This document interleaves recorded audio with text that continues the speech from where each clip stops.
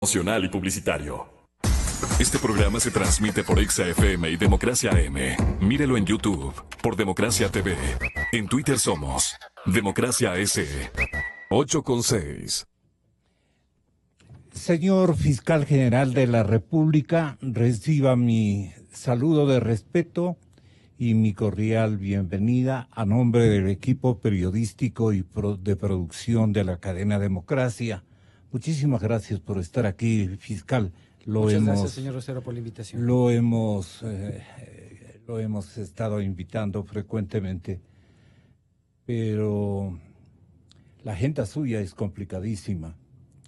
Ahora se me ha hecho bien complicada, realmente, pero le agradezco su invitación. Usted llega a laborar en un cuarto de hora atípico, súper diferente, con responsabilidades marcadas y con algunos temas que otros fiscales han dejado, y a usted le tocó enfrentar y bailar con la más fea. ¿Podríamos considerar así? ¿O sabía usted desde la presidencia de la República que iba a tener una agenda complicadísima cuando el señor presidente Correa le pidió seguramente que sea el fiscal general del Estado para hacer un recorrido de cómo se produjo incluso su designación, señor fiscal? Gracias, señor Rosero, le agradezco mucho la invitación. Buenos días para usted y las personas que nos escuchan. A ver, yo creo que una persona que decide postular para un cargo como el que postulé, sabe claramente que va a enfrentar cosas muy delicadas, cosas muy, muy difíciles. Y cuando decidí postular al cargo de fiscal, tenía una idea, por supuesto, como abogado, como penalista y como ciudadano. Tenía una idea de lo que podría significar el asumir una responsabilidad como esta en este momento. Y lo hice. Lo hice porque yo creo que más allá del ejercicio de una función está la convicción que uno tiene por su propio país. Y yo tenía y tengo la convicción de que este país es un país hermoso, es un país de gente buena, y que las cosas que se hayan hecho, los delitos que se hayan cometido, tienen que ser investigados y sancionados. Y si no existen esas infracciones, o si es que las personas que han participado no han participado, tendrán que ser exculpadas, porque así funciona la democracia. Y yo no sé, no comparto el criterio de creer que esta es me tocó bailar con la más fea. Creo que me tocó bailar, por poner esta alegoría, creo que me tocó bailar con una circunstancia difícil, pero necesaria, muy necesaria para todos, muy necesaria para el país. Así fue como empezó todo esto. Cuando decidí postularme, cuando decidí someterme al escrutinio público, yo lo he dicho en alguna otra ocasión, tenga usted la certeza, licenciado Rosero, que es mucho más cómoda y mucho más pacífica y posiblemente mucho más feliz la posibilidad de estar en la casa de uno, en la oficina profesional de uno, de ejercer la profesión, de tener una clientela que aprecie el criterio del abogado y llegar a las 5 de la tarde o 6 al hogar y disfrutar de la familia. Le prometo que eso habría sido y es mucho más cómodo, pero creo que ahora tenemos responsabilidades, y desde que decidí postularme al cargo de fiscal general sabíamos que íbamos a tener responsabilidades por el país. ¿Usted no va a complementar la trilogía de impunidad que los últimos 3 fiscales, con usted 3, con los últimos 3 fiscales nos dejan impotentes frente a la impunidad que prima? Ya comienzan los reclamos, señor fiscal, a su gestión, porque mucho hablamos, mucha retórica empleamos, presentamos casos dramáticos. Parece que la Fiscalía va a cometer una tarea fiscalizadora significativa, pero luego hay anuncios que aluden dilaciones, que ponen un marco de tiempo en donde la moral pública, la emoción cívica, porque hay una emoción cívica cuando se ve que llega un funcionario de su nivel y viene con propósitos de hacer justicia a los ecuatorianos. Hay mucha sinvergüencería y un ladronazgo impresionantemente grande que usted lo conoce, señor fiscal, y que no han recibido por parte de 3 administraciones, sino largas y largas. Perdone que use estos términos para que nos entienda el común de los ecuatorianos. ¿Qué nos compromete con ocasión de esta generosa visita a este medio de comunicación? Bueno, a ver, yo creo que en esto debemos ser completamente claros. Y yo le quiero contestar en 2 partes. Permítame usted y los ciudadanos explicarles la respuesta a esta pregunta que usted ha hecho en 2 partes.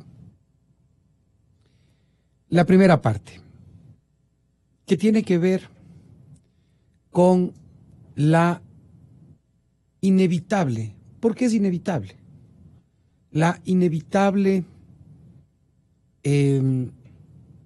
expectativa de los ciudadanos, la inevitable expectativa de los actores políticos, la inevitable expectativa de un sector de la ciudadanía, de la prensa, por saber qué está pasando en los casos y por saber cuánto vamos avanzando. Es inevitable. Porque ¿usted no toma en cuenta la competencia que le hace, por ejemplo, en determinados casos de coyuntura, el fiscal colombiano? No. Y yo le voy a comentar respecto a lo que pasó con San Lorenzo. Es la primera vez que lo voy a decir al país. Pero yo quiero también en esto mencionar claramente cuál es nuestra posición frente al tema. Pero mire, permítame concluir. Sí. Entonces, esa inevitable expectativa es una expectativa política. Es una expectativa política en el sentido estricto de la palabra, no en el sentido de la política partidista o no, de gobierno, sino en el estricto sentido político. Es una expectativa que se centra además en la necesidad de cada vez ver más y mejores resultados. Pero, en contrapeso, si la Fiscalía actuara para satisfacer estas expectativas y olvidara la responsabilidad que tiene de sustentar ante los jueces, porque yo puedo en un discurso político decirle muchas cosas a muchas personas. Puedo decir que Juan es A, que Pedro es B y que Raúl es X. Pero el momento en que yo tengo que presentarme ante un juez, en un Estado constitucional de derechos, en el que hay jueces que hacen un control de las garantías que la Fiscalía desarrolla en el momento de la investigación.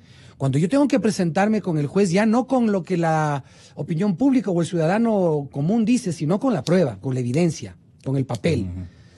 Yo tengo que pasar una audiencia en la que le tengo que decir al juez, mire, señor juez, fulano de tal es culpable por esto, por esto, por esto, por esto y por esto. Entonces, suele ocurrir, es muy posible, suele ocurrir con mucha frecuencia, que los tiempos de las expectativas ciudadanas y los tiempos de la política son mucho más rápidos que los tiempos de los procesos. Y entonces se suele decir, es que se están demorando mucho, es que lo que pasa es que no están haciendo lo que tienen que hacer, y en realidad es un problema muy complejo. Mire, por ejemplo, lo de San Lorenzo mismo. Claro, pero aparte de San Lorenzo, que tenemos tiempo para desarrollar un amplio conversatorio, además le faltan acciones que cumplir usted, ya las ha comenzado. Este apoyo del FBI es también una muy buena noticia, y usted gestionó esa ayuda. Así es. Le felicito y le agradezco. Porque en este caso los gringos son los que manejan bien este género de situaciones. Pero yendo a lo de origen nacional, hay escándalos con autores, pero clarísimos. Usted recopila evidencias, pero con el menor esfuerzo las tiene. Y no actúa, no inyecta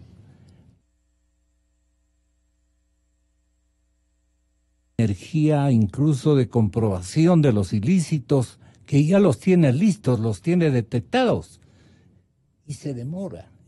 Y angustiosamente usted busca maneras de, a veces incluso con frases un poquito grotescas, pese a que usted es un caballero, a usted le veo como ver a su señor padre, a quien yo le guardo especial admiración, y he recomendado a los profesionales del derecho que se ciñan a su ejemplo, y peor, a los hijos. Fiscal, este momento es hora de darnos ya, ahora sí, una suerte de convencimiento social de que estamos en la Fiscalía para hacer justicia y no para demorar las cosas. A ver, vea, licenciado, yo le insisto, creo que los tiempos de las expectativas ciudadanas, los tiempos de las expectativas políticas, son tiempos totalmente comprensibles en la medida en la que en la política algo dura una semana, a la semana siguiente se cambia de tema y a la semana siguiente se cambia de tema. Pero en el tema de una investigación, la investigación se centra en hechos, la investigación se centra en factores técnicos, en pericias, en la recepción de versiones, en la recopilación de documentos, en el análisis de información, en la generación de mapas de relaciones, es decir, se centra en una cantidad de elementos que son recogidos de una forma técnica. Ahora, hay dudas, fiscal, mire, el de primer que día, de repente usted puede tener un memo de convencimiento primero personal y luego una especie de inventario. No toques estos temas. No es así, no, en ese sentido no. No se olvide que usted trabajó en el despacho del señor presidente Correa. Mire, yo trabajé... Y él no ha sabido pagar ni impuestos. Yo trabajé... Sus propiedades, pequeñas propiedades de las que conocemos. Yo trabajé con el economista Correa, con el expresidente, y tanto cuando trabajé con el economista Correa como ahora que cumplo las funciones de fiscal general, siempre he actuado y siempre he hecho lo correcto. De modo que yo no tengo ninguna agenda en particular de decir esto se va esto sí, esto no. Ahora, pero quiero que tomen en cuenta una cosa. Por supuesto, no. Yo sé, y me parece que es importante porque de una vez se puede aclarar para que no queden estas sensaciones. El primer día que asumí el cargo, nosotros creamos una unidad de transparencia y lucha contra la corrupción y pusimos en esa unidad a un grupo de fiscales muy valientes, muy determinados, muy decididos a encontrar la verdad en todos los temas. Creamos una unidad de delitos tributarios y de delitos aduaneros y económicos, porque una gran parte también de la criminalidad tiene una relación directa con los recursos económicos, no solo públicos, sino también privados. Creamos una unidad de coordinación y seguimiento para el tema de las investigaciones de delitos sexuales. Creamos una unidad de delincuencia, de lucha en contra de la delincuencia organizada. Todas estas unidades, más las unidades que ya existían en la Fiscalía, están trabajando en todos los temas, en todos los frentes. Y eso es bien importante que se señale. Están trabajándose en todos los frentes. Por ejemplo, no se trata de que una denuncia que se ha presentado en el tema de Petrochina no se le ha atendido. No, la investigación ya estaba abierta. La investigación ya estaba abierta antes de la denuncia. Por poner un caso que... En la época de su antecesor mismo. Estaba abierto, sí, en la época de Galo Chiriboga. Pero nosotros lo impulsamos. Hicimos un proceso de selección de expertos financieros, en seguros, en petróleos, en contratación pública. Hicimos un proceso de selección apoyados técnicamente por una consultora de enorme experiencia en la selección de perfiles. Seleccionamos un grupo de perfiles de expertos en la materia porque nosotros no vamos a jugar a la política con los expedientes. Nosotros no podemos, estamos proscritos de jugar a la política con los expedientes. Nuestras decisiones tienen repercusiones políticas, eso es obvio. Pero nosotros no vamos a jugar a la política con los expedientes, ni en unos casos ni en otros. Tenemos que ser responsables porque, le insisto... Generar impunidad es jugar con la política. No, a ver, pero me refiero, ¿a qué le digo que no? Le digo, nosotros no vamos a generar ni hemos generado ninguna impunidad. Y mire, ahí están las cosas que ha hecho la Fiscalía. Es decir, a unos les podrá gustar que no se haya ido más rápido, a otros les podrá gustar que se haya ido más lento, a unos les podrá gustar que entre los que están deberían estar otros, a otros les podrá decir que no están todos. Y ha habido un divorcio de la institucionalidad, llámese Contraloría General del Estado, Secretaría de Inteligencia. La Secretaría de Inteligencia, usted nos puede demostrar que le ha ayudado a la Fiscalía General del Estado y que el señor Contralor también le ha ayudado, le ha dado evidencias, le ha dado toda clase de documentos probatorios para que usted actúe, señor fiscal, pero sin embargo no lo ha hecho. No, ¿Qué le ha dado la Secretaría de Inteligencia? A ver, pero no en es... los temas de corrupción, por ejemplo. Mire, Gonzalo, ¿qué le ha dado? Mire, Gonzalo, no es bajo ningún punto de vista, es una falta de acción de parte de la Fiscalía en ningún caso. Bajo ningún punto de vista. Hay exministros prófugos, un vicepresidente, ex vicepresidente en funciones que fue llevado a juicio por Fiscalía, hay varios empresarios llevados a juicio por Fiscalía, hay ex funcionarios públicos llevados a juicio por Fiscalía, algunos prófugos, otros detenidos. Hay un grupo de investigaciones abiertas sobre exfuncionarios y funcionarios de distintos niveles. Es decir, nosotros no solamente que hemos cumplido nuestra tarea, estamos cumpliendo nuestro deber, sino que creo además lo estamos haciendo con absoluto rigor ético y jurídico en relación al manejo de los expedientes. Pero lo que ahora, ¿qué me han dicho? Acciones probatorias de parte de la Fiscalía no existen, ¿no? No, Gonzalo. No se dan, dicen aquí mis invitados. No, eso no es verdad, Mire, nosotros tenemos un equipo... Y que el ex vicepresidente ya mismo sale, y que el otro señor también ya mismo sale. Vea. Y que nos olvidamos, por ejemplo, de este escándalo de esta víspera que parece ha sido detectado por Fiscalía. Los hermanos Alvarado que manejaron. ¿No quiere referirnos tal vez un comienzo de su investigación? Pero terminemos esto. Yo quiero cerrar esto. Ya. Mire, realmente la crítica, la observación que se puede hacer a Fiscalía respecto de ese tema, de que no se han hecho diligencias, de que no se cumplen diligencias, realmente es una crítica que parte principalmente del desconocimiento. Ahora, yo en eso también sí quiero aclarar. Y sí me parece que es correcto aclarar.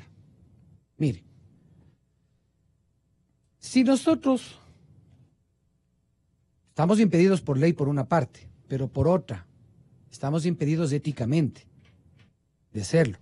Pero si nosotros le publicáramos al país absolutamente todos los impulsos, investigaciones, pericias, documentos, obvio, si nosotros le publicáramos al país todo lo que está haciendo, todo el volumen de trabajo que desarrolla la Fiscalía, yo le aseguro que eso generaría dos resultados. El primero, que aunque se demostrara, como se puede demostrar, de que hay un volumen importantísimo de trabajo en todos los frentes, por una parte, por otra, tampoco sería bien recibido, licenciado Rosero. Porque dirían, claro, está explicando a las diligencias de investigación en los micrófonos para que unos fuguen, para que otros oculten las evidencias. Claro. La ley es en esto muy clara, las investigaciones son reservadas, tienen que manejarse con cuidado. Y nosotros, si tuviésemos la intención o la predisposición de empezar a ventilar eso, por utilizar un término muy coloquial y muy común, si nosotros empezáramos a figuretear diciendo, hemos hecho esto, hemos hecho aquello, vamos a presentar, yo le aseguro que nosotros tendríamos una imagen, un tweet line muy grande, una cuenta de Facebook muy grande que nos satisfaga el ego todas las mañanas al levantarnos y ver las miles de posts. Pero nosotros hacemos las cosas correctamente. La Revolución Ciudadana, por no decir el correísmo, sí diseñó pues una estrategia de leyes, impulsó la construcción de una normatividad para la impunidad. Y mire, a ver, Gonzalo, yo en esto cuando quiero... usted alargas al asunto, No, es que no tiene que ver con eso. Yo en esto general, yo no en le esto estoy voy, acusando a ver, a usted. no, y tampoco estoy de ninguna forma ni Sintiéndose diciendo, aludido. claro, ni diciendo que sí, ni diciendo que no respecto de eso. Es un criterio, es una apreciación que usted tiene. Me parece Personal. correcto. Sí. Pero yo en esto quiero ser claro. Desde que se pone en vigencia el procedimiento penal acusatorio, en el año 2001, parcialmente en el 2000, totalmente en el año 2001. Estamos hablando de hace 17 o 18 o 17 años, de acuerdo a cómo se lo mire. Desde que se pone en vigencia el procedimiento penal acusatorio, se establece como regla para que funcione el procedimiento acusatorio. Uno, que las investigaciones tienen que manejarse bajo reserva, porque es obvio. Porque usted no puede empezar a decir públicamente qué es lo que está investigando, porque alerta a los investigados, evita, puede provocar el riesgo de destrucción de evidencia, puede provocar riesgos de fuga. Usted tiene que actuar. Uno. Y las medidas cautelares. Pero eso es desde hace 18 años. Número uno, el tema de la reserva de la investigación. Número dos, el tema de que las investigaciones pueden extenderse de 1 año a 2 e incluso la norma deja la puerta abierta y dice, incluso después del año o de los 2 años de indagación, si el delito no ha prescrito, se puede continuar investigando. Es decir, la investigación puede mantenerse abierta durante mucho tiempo. Ahora, medidas cautelares. Mire, licenciado Rosero, usted tiene a un grupo de personas que más allá de las motivaciones personales, políticas, éticas, yo no entro a calificar eso, piden que se apliquen medidas cautelares respecto de actores políticos en el país. ¿Por qué no les prohíben la salida del país a fulano? ¿Por qué no le toman y le detienen a sutano? ¿Por qué no hacen esto con mengano? Yo le presenté a la Comisión de Justicia de la Asamblea un pedido de reforma al Código Orgánico Integral Penal. Mientras no formulemos cargos, lo cual significa mientras no tengamos ya evidencia sólida que Pruebas. confirme que el caso existe, yo no puedo prohibir la prohibición de salida del país de nadie. Eso ya se lo presentamos a la Asamblea Nacional en el mes de diciembre. Mientras no se le conceda al fiscal la posibilidad de prohibir la salida del país en indagación previa, yo no la puedo ordenar. Y entonces resulta que como yo no tengo la potestad legal, ¿por qué las personas que dicen y repiten que debo pedir la prohibición de salida del país de alguien o que debo pedir la orden de detención de alguien, por qué no le dicen a la ciudadanía que la ley no me lo faculta, la ley no me lo permite?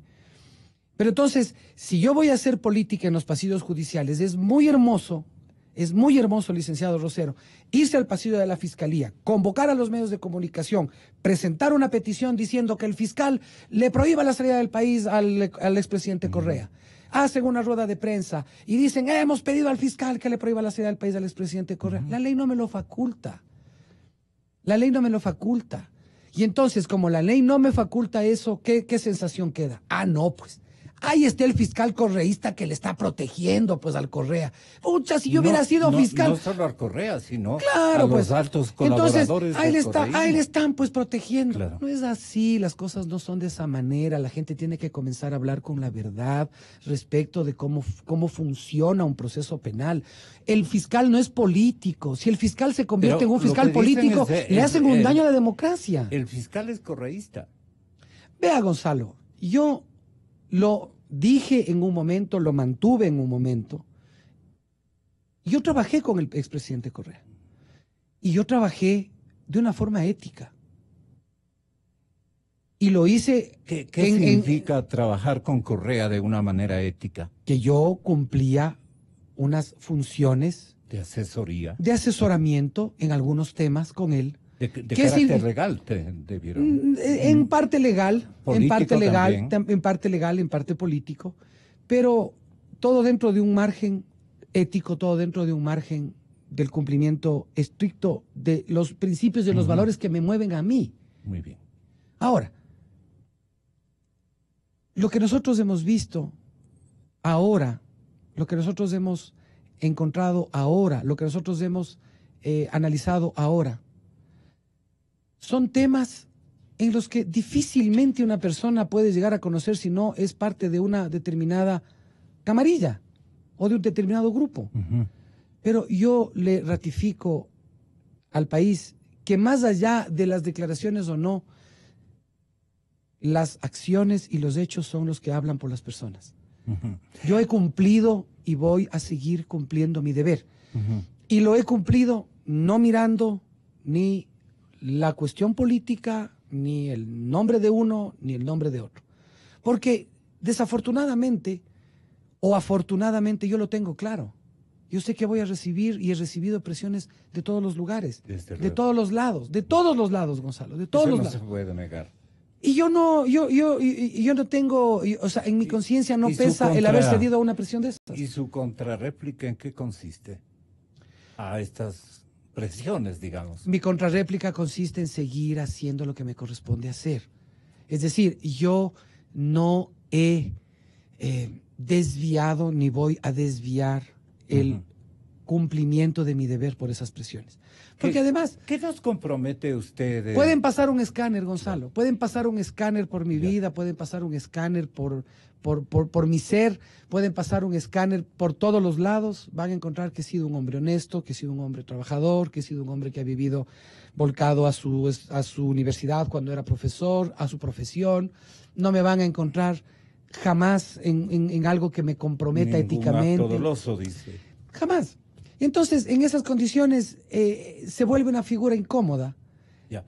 ¿Qué nos compromete, en homenaje a su buen nombre, señor fiscal, llegar a un desenlace y sancionar y castigar de todo el engranaje de casos que en coyuntura se han presentado en su turno de fiscal? ¿Qué nos compromete terminar ya mismo, o por lo menos en un periodo perentorio, que le permita más o menos su cálculo fiscalizador y de práctica investigativa? ¿Qué nos puede aclarar? Cosas así tan claras como, por ejemplo, esto que le pedía una explicación sobre el tema de los hermanos Alvarado. A ver, verá.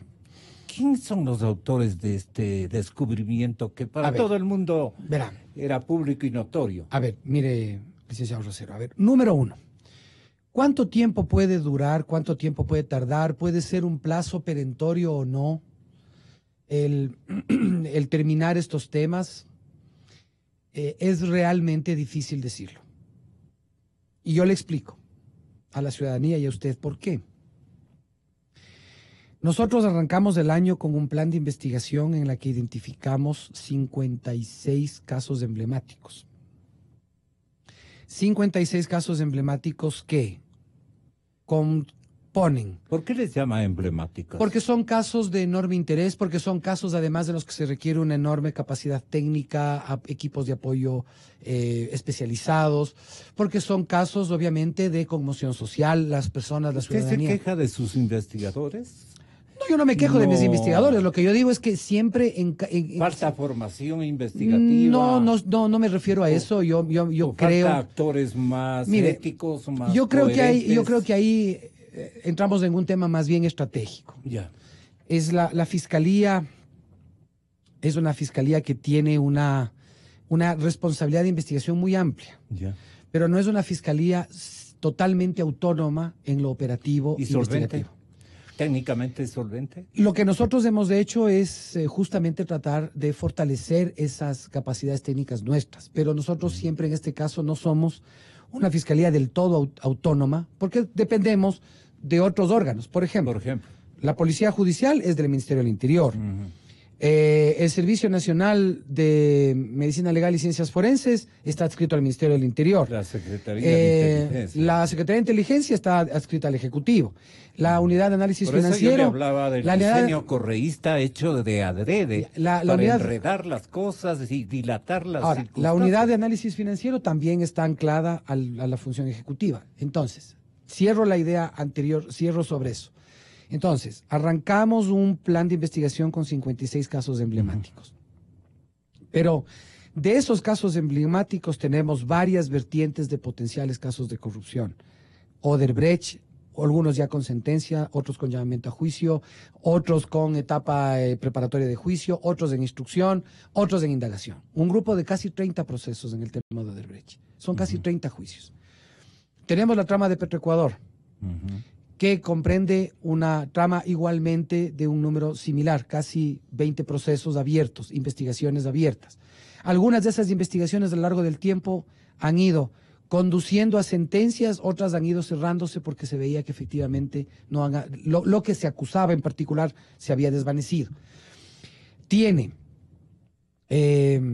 otros temas que tienen enorme relevancia, que nosotros los hemos asumido directamente, el caso de el seguimiento directo de parte del despacho del fiscal, el caso de la niña vilmente asesinada, desaparecida en Loja, casos de desaparecidos, ahora este caso relacionado con San Lorenzo. Es decir, hay una fuerza y un plan investigativo que arranca. De manera que hablar de un plazo perentorio es muy complicado. La extinción de dominio iniciado por Pesantes, su antecesor, que fue de una buena iniciativa en este sentido. Yo recuerdo incluso que el señor excontralor del Estado, con quien con el país tiene una deuda, la nueva presidenta de la Corte de Justicia, la que acaba de ser designada, la señora Aguirre, y de ella se tiene conocimiento que pertenece a una familia muy honorable y que su formación en cuanto a ética judicial es magnífica y es confiable. Pero ella tiene que traer a Carlos Polis, porque Carlos Polis venía aquí con montones de documentos sin haberlo invitado inclusive. Nunca fue mi amigo, pero tuvo la bondad de concurrir cuantas veces serían distinguidos compañeros, trayéndome cualquier cantidad de investigaciones y de datos que le proporcionaban a los dos fiscales anteriores, a usted. Y le decía a Washington, refiriéndose al doctor Pesantes, que pasa a explicar en breves instantes su iniciativa, a la que quiero que tenga la bondad de referirse, esta ley de extinción de dominio, que podría ayudar, digamos, a las investigaciones. Pero desde aquí le gritaba, Washington, te estoy mandando 2.000, 3.000 casos de robos, de estafas, de negociados, y tú no haces nada, le decía. Pero eran casos pequeñitos, porque los grandes se las ha sabido cobrar, pues eso no, yo no sabía en ese tiempo, señor fiscal. Qué feo estar en la lengua y en la memoria social de esa manera y acabar una administración por circunstancias políticas o por circunstancias de plazos y de tiempos, y llevarse esa imagen, como usted decía de comienzo, no es propio de un vaca, de la contextura de su señor padre. Entonces yo lo que le quiero rogar encarecidamente a ustedes, hágame oír lo de la iniciativa que tenía sobre esta ley de extinción de dominio. Si usted le va a canalizar, le va a exigir a la Asamblea Nacional a que la apruebe. En esencia, el Estado se titulariza, por eso se llama, se extingue, se termina el dominio sobre esos bienes mal habidos de parte de la organización delictiva, digamos, y se apropia el Estado. Organismos del Estado hacen una investigación. Básicamente, el titular de la investigación en el país es la... Su homólogo Néstor Humberto Martínez, el fiscal colombiano, ya logró. Él tiene ya... Colombia tiene una tradición de extinción de dominio desde hace más de 20 años. Sí. Nosotros... Pero la está practicando, poniendo Claro, nos mostraba cifras... Usted no tiene esta herramienta, ¿no? No tenemos ley de extinción de dominio. Nos mostraba cifras que incluso permiten... nos mencionaba Néstor Humberto que en Colombia el último año se extinguieron casi $2.000 millones de bienes ¿Él le ha dado ilícitos. Investigando a usted? No, es decir... aquí tenemos, mire, los bienes de las FARC en el Ecuador. A ver, aquí tenemos un tema que es muy importante. Nosotros estamos en coordinación constantemente con la Fiscalía Colombiana, con la Fiscalía de Panamá, con las autoridades de los Estados Unidos, porque las investigaciones siempre nos llevan a esos países respecto de potenciales tramas de corrupción, de tramas, en este caso como ¿Qué conexión tiene usted con México? En términos tenemos también una relación, sí, hace no mucho el Procurador General de México salió de su cargo, están en un proceso de transición también en la Procuraduría allá en México. México en Pero Ecuador mire, ahí hay un tema. peligro. Los carteles mexicanos Mire, en el ahí hay un Ecuador tema, es un ahí hay un peligro. tema que es muy importante. A ver. Ahí hay un tema que es muy importante. Tan pronto Pero nosotros, denos algunas primicias. claro, fiscal. tan pronto nosotros, yo quiero comentarle porque me parece que es importante señalarlo. Tan pronto nosotros supimos de este evento que ocurrió en San Lorenzo, nosotros nos pusimos en contacto con la Fiscalía de Colombia y nos pusimos en contacto con las autoridades americanas. Justamente para comprometer y pedir la ayuda de ellos, sobre todo por la experiencia que estos países tienen. Colombia, al menos, la experiencia que tiene y ha tenido en esta lucha contra el narcoterrorismo. Y nosotros sabemos, tenemos prácticamente certezas. Parte de las investigaciones y de las hipótesis, la que ha ido en mayor fuerza tomando cuerpo como una certeza, es de que este exdisidente de las FARC, alias Guacho, que comanda una columna de aproximadamente unos 100 delincuentes. Descontentos. Sí. Por mal reparto, seguramente. Son los que provocaron este tema. Ahora, esto además tiene una directa relación con otros operativos que hace Ministerio de Interior y Defensa, conjuntamente con Fiscalía, unas semanas antes y varias semanas antes, lo cual incluso ya provocó y generó una confrontación, unos enfrentamientos entre las autoridades, entre una patrulla policial y este grupo de delincuentes. Entonces, allí hay una voluntad inmediata. El señor embajador de los Estados Unidos dispuso de una forma inmediata también, nos ayudó a gestionar con su gobierno la presencia de técnicos expertos de los Estados Unidos, del FBI. Están en la zona. Los expertos colombianos llegaron el mismo día sábado, tal vez incluso por la cercanía, por la mayor relación directa y además porque es un tema que va y que tiene que enfrentarse de una forma binacional. En ese contexto, además, hemos tenido conversaciones con el fiscal de Colombia respecto de una investigación que está haciendo Colombia sobre las propiedades de las FARC. Y en Colombia, como parte de esta investigación... Las propiedades en Ecuador. Por eso le digo, como parte de las investigaciones que está haciendo la Fiscalía colombiana en Colombia sobre las propiedades de las FARC, la Fiscalía colombiana ha identificado que un grupo de esas propiedades... no representativo frente al universo general de las propiedades de las FARC, pero sí importante, estaría en suelo ecuatoriano. No son solamente inmuebles, son también ganado, vehículos, etcétera.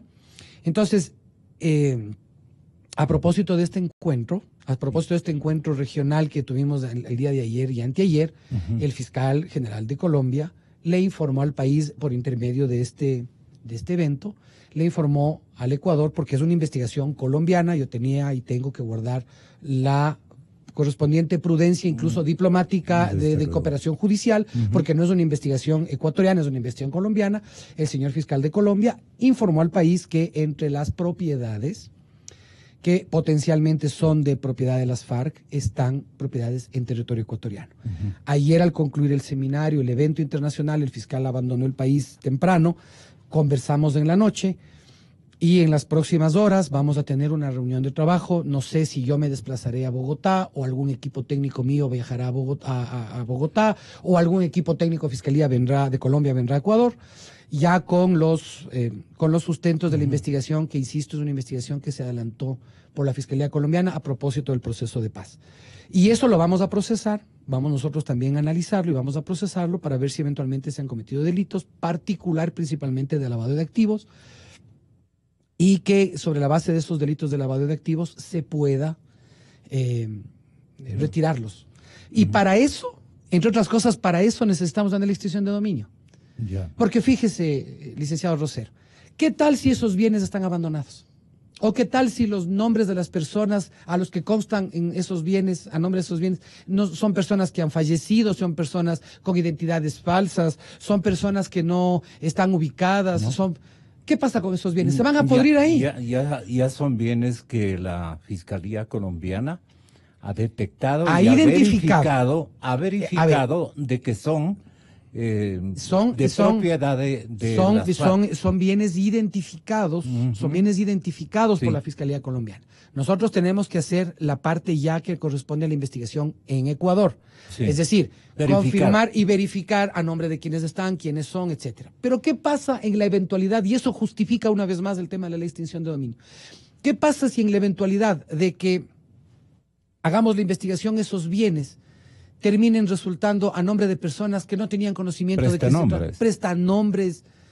Imagínense lo que significa. 120 propiedades o más de una centenar de propiedades de las FARC en territorio ecuatoriano, y el Estado no puede extinguir el dominio de esas propiedades. ¿Qué va a hacer usted? Me hace acuerdo, señor fiscal. Ya vamos terminando porque la señorita vicepresidenta de la República también va a ocupar estos micrófonos. Una coincidencia. Y con usted quisiéramos quedarnos dialogando cuántas horas.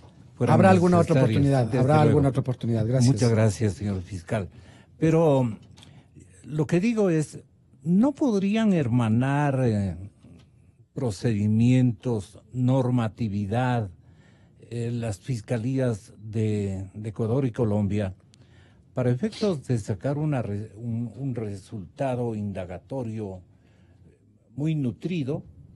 Porque las FARC o estos resquicios de tanto grupo que hoy se va a atomizar, de hecho está atomizado y disperso por obvias circunstancias, con caciques o mandones de turno, verbigracia a nuestro guacho, digo nuestro porque es nuestro paisano, nuestro compatriota.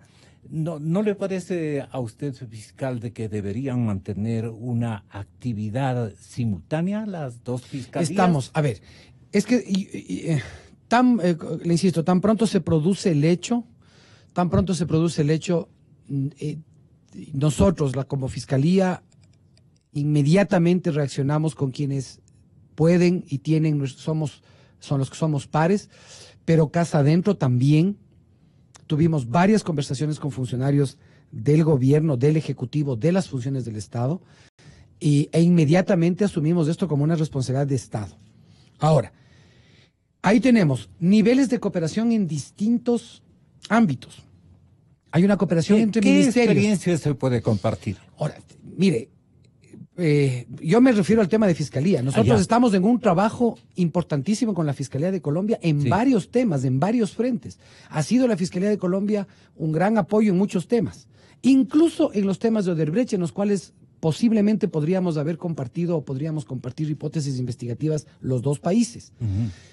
Tenemos una amplísima relación con Colombia en el traslado de información técnica, de peritajes, de asistencias penales internacionales, etcétera.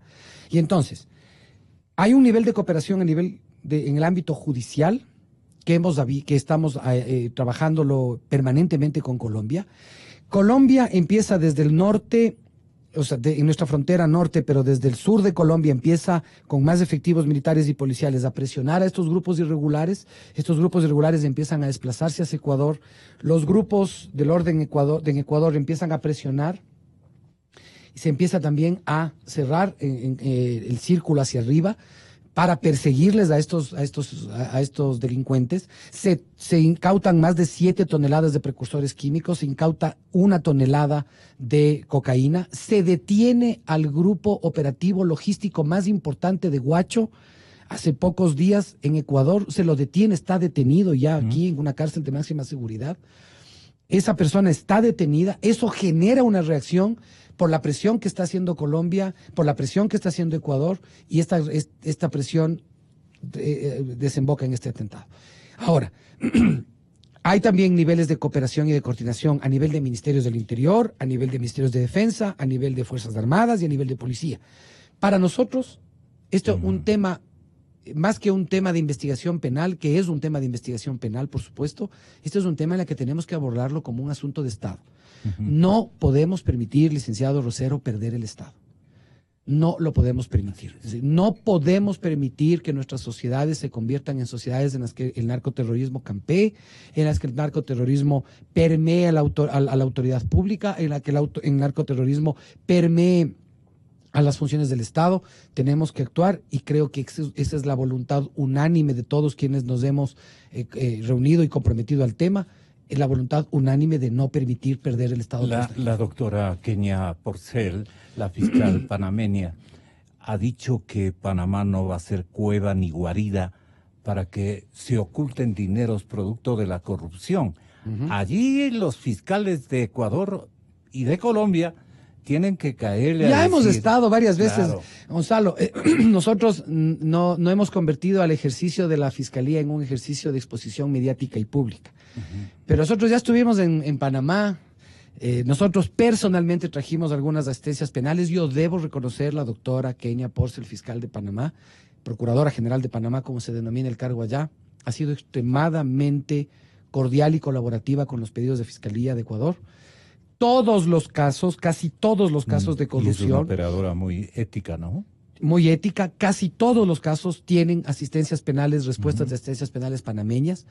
Hemos hecho reuniones de trabajo con el fiscal general de Suiza en Panamá, con el fiscal de Colombia, el fiscal de Ecuador, la fiscal de Panamá. Nos reunimos en Suiza, con el fiscal general de Suiza en Panamá, hace unos meses atrás. En realidad, creo que este entorno de reacción del Ministerio Público frente a la ética social nos ha puesto también en riesgo a todos los fiscales. El fiscal de Perú estuvo con una amenaza de juicio político, la fiscal de Panamá le pretendían hacer una leguleyada política para que los procesos no avancen, el fiscal de Colombia igual, al fiscal de Ecuador presiones por todos los lados. Es decir, creo que este contexto general de reacción de los ministerios públicos ha tenido puntos muy altos de cooperación. Uno de ellos ha sido Panamá, otro ha sido la Fiscalía de Colombia, otro ha sido la Procuraduría de Brasil y obviamente también otro ha sido el Departamento de Justicia de los Estados Unidos. Una cartera superlativa, una cartera publicitaria increíblemente grande, la mayor de la historia ecuatoriana, han manejado los hermanos Fernando y Vinicio Alvarado. ¿Qué conoce la Fiscalía de este tema? En buena hora usted me permite informar y para que ustedes todos conozcan la transparencia con la que nosotros actuamos. ¿De Vinicio? Eso le insisto, para que vean la transparencia con la que nosotros actuamos. Nosotros estuvimos el día lunes y martes en este evento internacional de extinción de dominio, en el que estuvo el fiscal de Colombia, la fiscal de Panamá, la fiscal de Guatemala, el fiscal regional de Chile, la fiscalía de Ecuador, jueces, fiscales, etcétera. Y normalmente las investigaciones que hace la unidad de análisis financiero son información que llegan en un sobre cerrado para las manos de la autoridad de la fiscalía y llegan en un sobre reservado. Tanto el día de ayer como el día de anteayer lunes como el día de ayer martes, yo no estuve en mi despacho físicamente, sino despachamos cosas desde el lugar del evento, despachamos cosas urgentes. No conozco si haya llegado el informe, pero le insisto, ese informe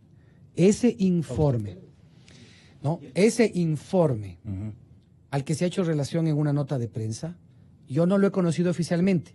No estoy diciendo que posiblemente en estas últimas 48 horas que estuve fuera de la Fiscalía en este evento internacional haya llegado.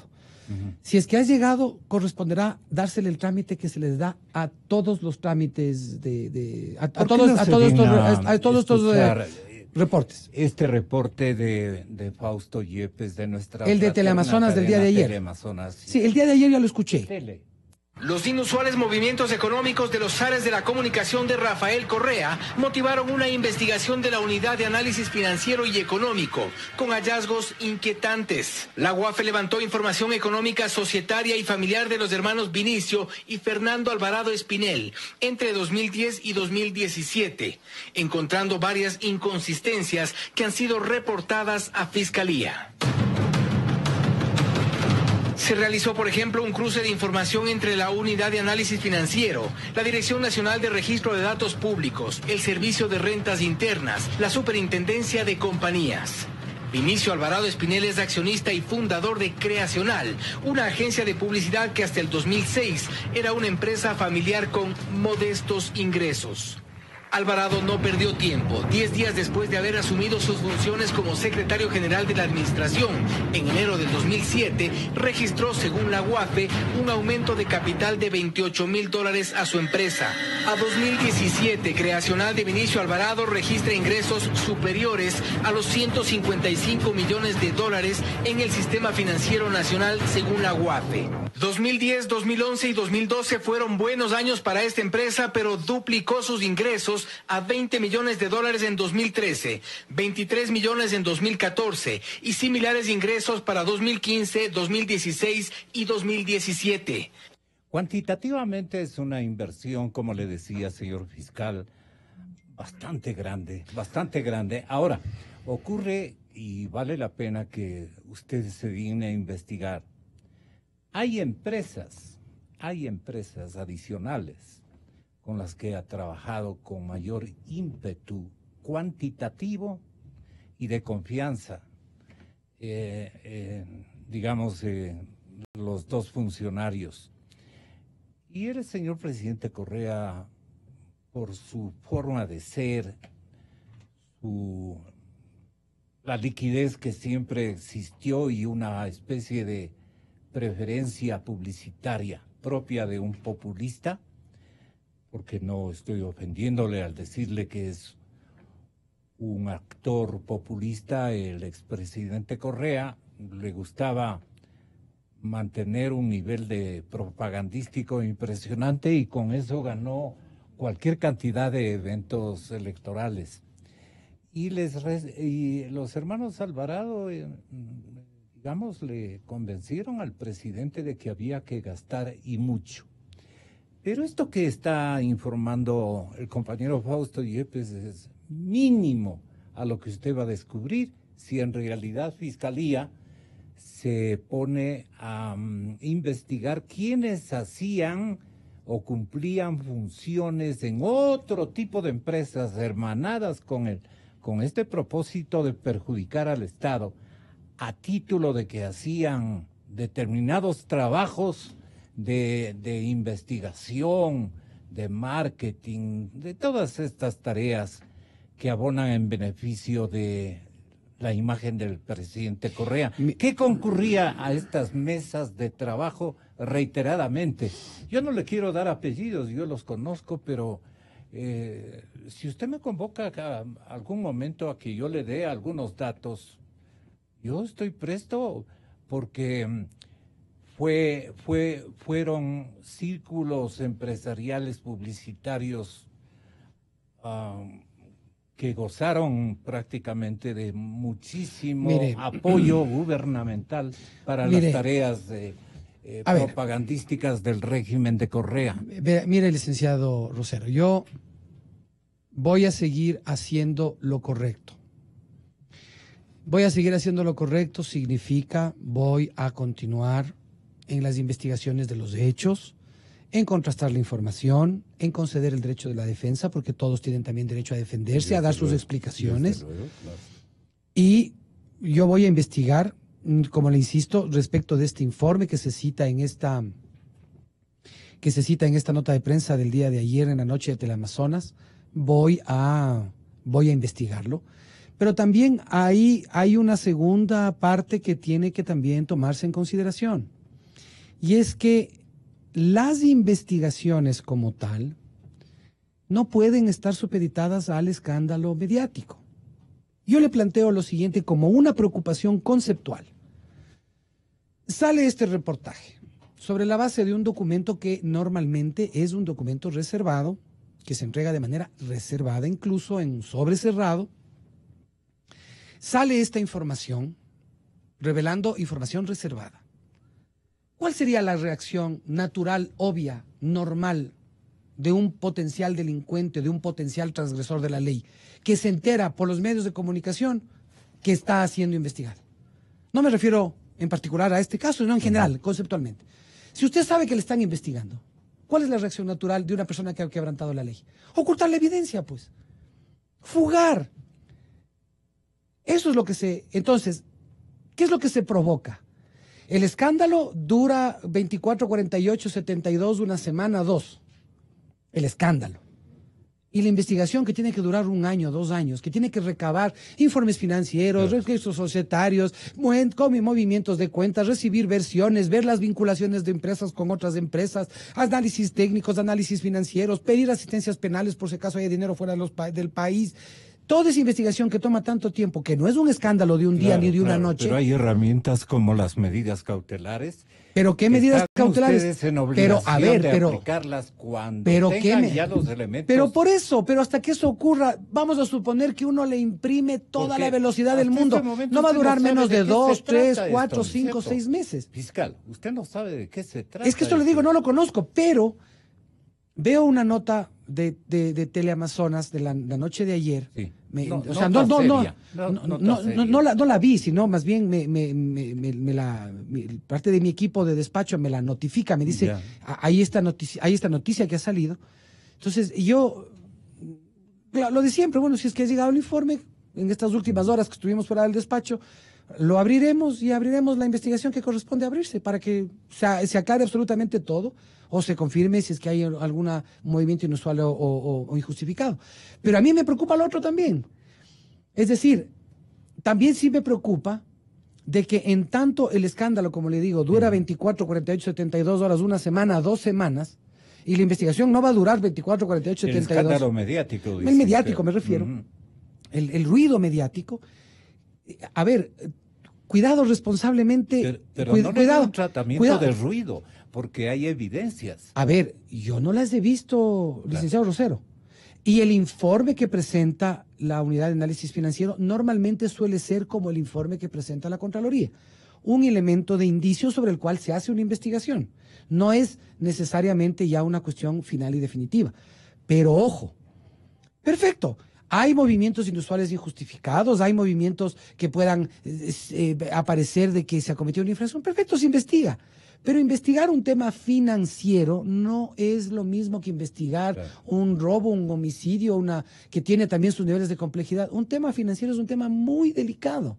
Es muy delicado, hay que hacerlo con una enorme capacidad técnica, con equipos especializados, con analistas, con asistencias penales internacionales.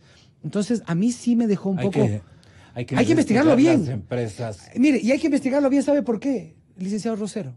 Porque yo le digo, cualquier actor político, periodista que tiene a bien denunciar, a bien plantear un tema ante la opinión pública, perfecto, se investiga. Pero ¿sabe quién le va a dar la cara a los jueces? ¿Sabe quién les lleva al juez la evidencia para decirle, señor juez, condénele o no? ¿Y qué tal si no le condenan? Ahí está el tongo. Yo sí dije, esto era un tongo. El tongo para que se quede en la impunidad de esto. ¿No es cierto? Entonces, ¿quién les lleva la evidencia al juez? No es el periodista, no es el actor político. El que les lleva la evidencia al juez es el fiscal. El que asume la responsabilidad legal ante el juez es el fiscal. Y el que tiene la obligación de defender su trabajo y de defender el trabajo de investigación por el bien del país es el fiscal. Entonces, yo creo que en eso también hay que ir pensando adecuadamente cuál es la mejor forma también de equilibrar estos mundos, como le decía antes en una respuesta a una pregunta anterior, este mundo de la natural expectativa ciudadana por el tema de corrupción, con las otras que son las exigencias procesales. Sí, muchísimas gracias por Muchas gracias a usted. Concurrencia, fiscal general, y cada uno cumpliendo con nuestra obligación. Cualquier exceso digno de disimular, pero también hay una especie de angustia periodística por las cosas que no caminan y a veces nos corresponde exigir. La segunda mandataria de nuestro país está por acá. Yo agradezco la gentileza de su visita a este medio de comunicación. Gracias por la invitación. Muy buenos días. Buenos días. Fiscal. Gonzalo Rosero. Credibilidad.